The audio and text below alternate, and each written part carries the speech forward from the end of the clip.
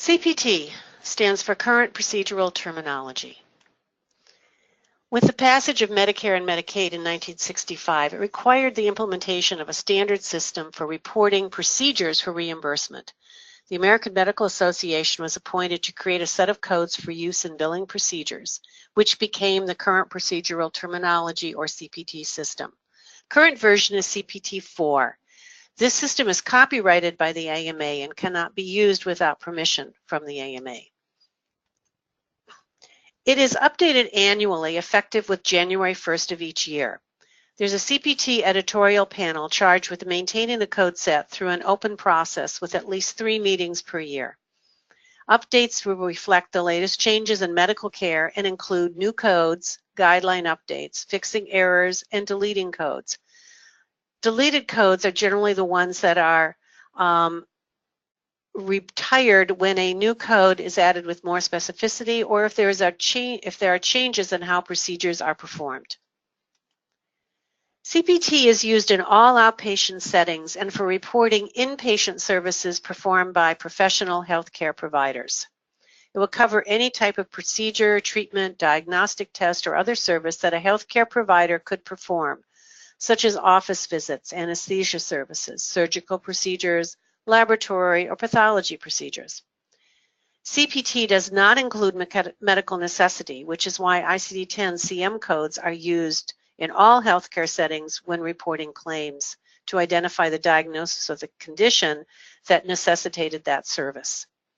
Specific codes will correspond to the work, risk, and skill required to perform the service. The structure of CPT is a 5-digit numeric code. These codes are organized into 2 categories. Category 1 is organized by the type of service and will include chapters with codes for evaluation and management, such as an office visit, a consultation, or a visit to a patient while they're in the hospital. Anesthesia services, surgery, radiology, pathology, and laboratory, and medicine, just to illustrate a few. There are also 2 character modifiers that can be appended to a code to provide additional information, such as a procedure that was discontinued before it was able to be completed, or a procedure that was done bilaterally if there is no one code that identifies it as a bilateral procedure. Examples of CPT codes are, the first one is one of the evaluation and management codes that identifies an office or an outpatient visit for the evaluation and management of a new patient. This requires 3 key components in order to assign this code for a claim: problem-focused history, problem-focused examination, and straightforward medical decision-making. The next is an example of a surgical procedure code for the open treatment of a nasal septal fracture with or without stabilization. And finally, an example of a therapy code. This is for a physical therapy evaluation of low complexity. It also requires certain components such as history and examination, clinical presentation, clinical decision-making of a low complexity. Category 2 codes are used for supplemental tracking. These are used for performance measurement to decrease the need for record abstraction and chart review, and can be assigned to the claims for submission and to be used for performance measures on an outpatient or physician provider focus. They are optional and cannot be used as substitutes for a Category 1 code.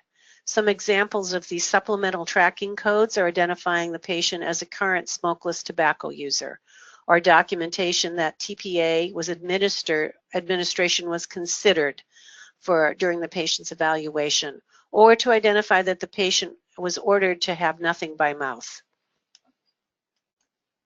CPT has guidelines. Each section of CPT, each of the chapters have guidelines with definitions of key terms and explanations of how the code should be assigned.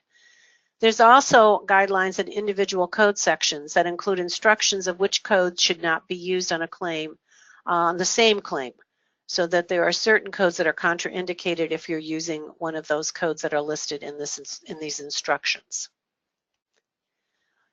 For social risk factor examples of CPT, there are two here. One is the administration of a patient-focused health risk assessment instrument with scoring and documentation per standardized instrument. The second one identifies the patient on circumstances of unusual travel, such as transportation and escort of a patient. These are coming from the Compendium of Social Risk Factors from the Siren Project.